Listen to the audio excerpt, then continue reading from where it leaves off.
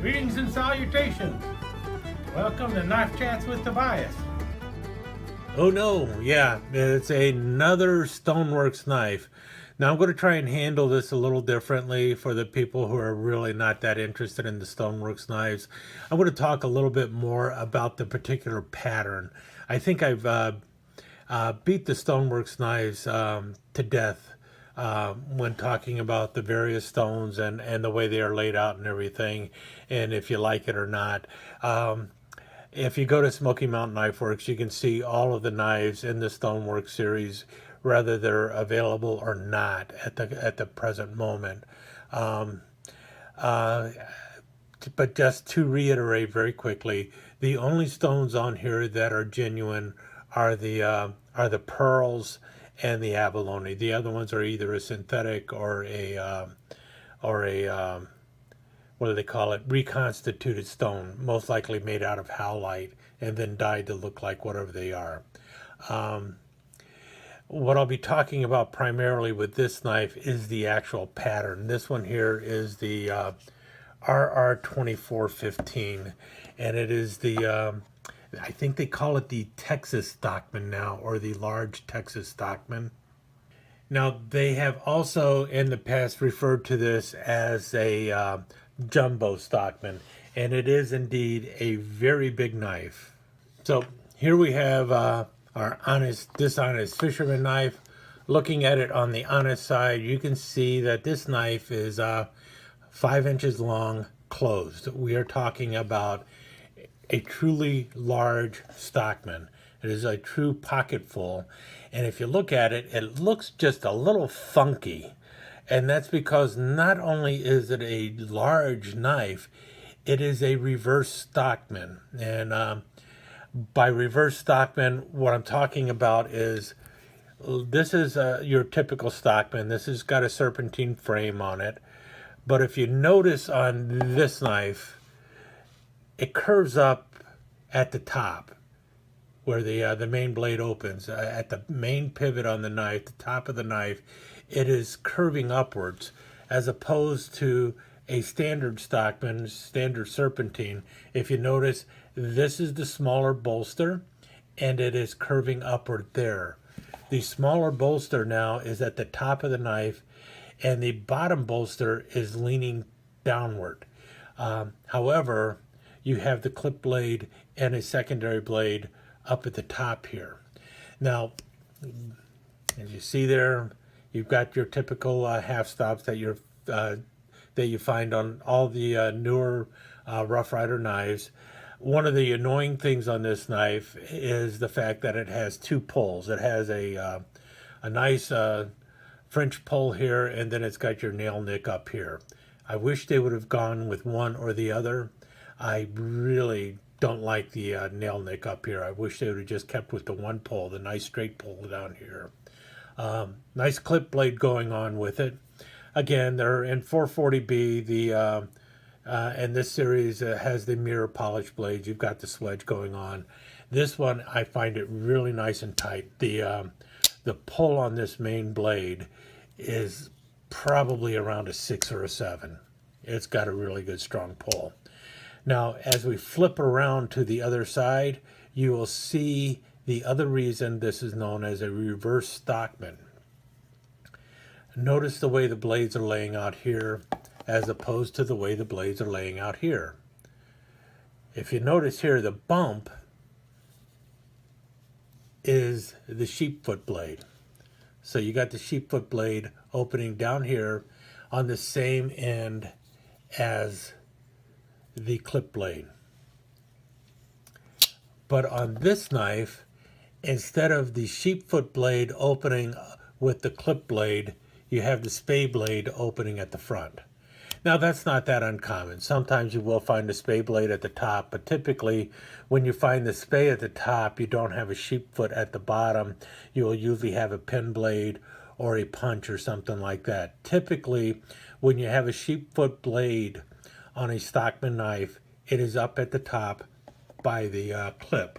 Now, this isn't the first time that Rough Rider has made this jumbo Stockman, but they're calling it Texas Stockman, at least in the StoneWorx series.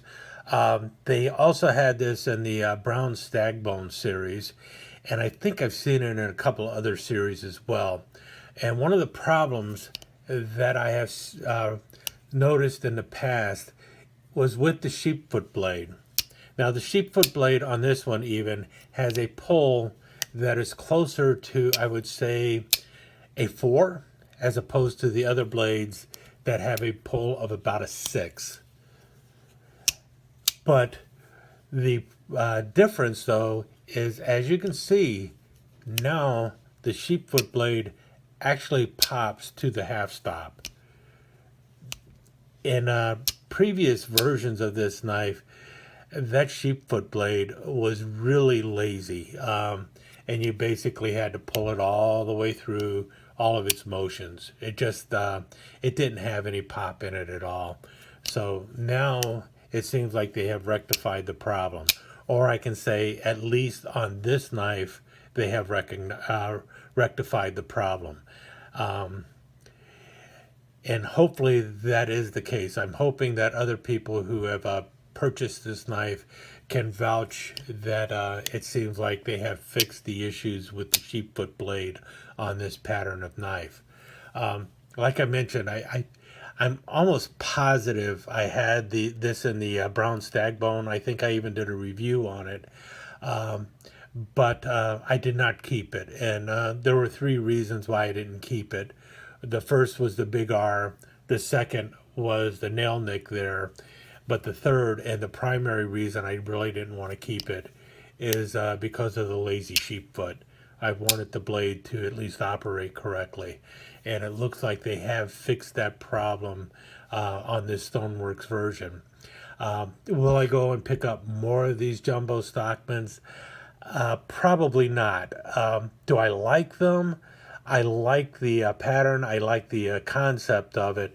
However, for me, it's a little bit impractical. I know there are people who love a large Stockman. For instance, Knife Detector loves a large Stockman. This now would be one I would say, yeah, you might want to take a look at this one. Of course, he may not want it in StoneWorx. So he might want to look at other versions of this knife coming out, and hopefully we will see more of the jumbo or Texas Stockmans coming out from Rough Ryder with the problem solved with the sheepfoot blade, because it really was kind of annoying to get this knife and have a sheepfoot blade that did not open correctly. And by the way, they also do make a smaller reverse Stockman. This is the smaller reverse Stockman in the tortoiseshell series. This is an older version of it. I don't think they have re-released this again, but they used to make this quite often, and you will see that the blades are the same. So you've got the clip blade up front here without the extra nail nick, and then on the back side you have the blades laid out the same way with the sheepfoot at the bottom and the spay at the top. And it's really kind of an interesting feel in the hand, the reverse Stockman versus the standard serpentine Stockman. And I think the reason they do that is it changes the angle of the blade, so it works different for different people. In any case, that's what it is. That's what this big old Rough Ryder is. See, I've got this looking like this is the side you would expect to. This is the way you would expect to see a Stockman, with the smaller end tilting up, going this side. But that's the wrong side. This is the front side. Now we see the front blade. Anyway, so here you have it, the Texas reverse jumbo Stockman in the StoneWorx series. Like I mentioned, there's another 5 to go at least, but I'm not just going to run them one after the other. They're going to get mixed up.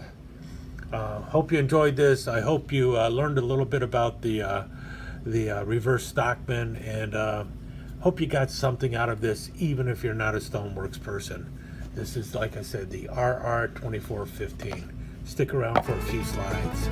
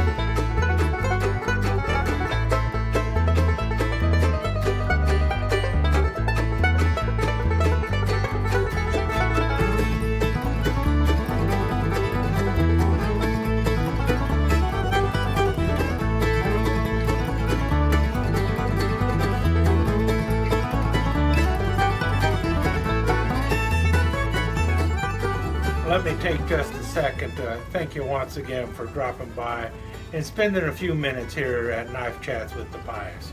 I really do appreciate it, and I do appreciate any comments that you leave.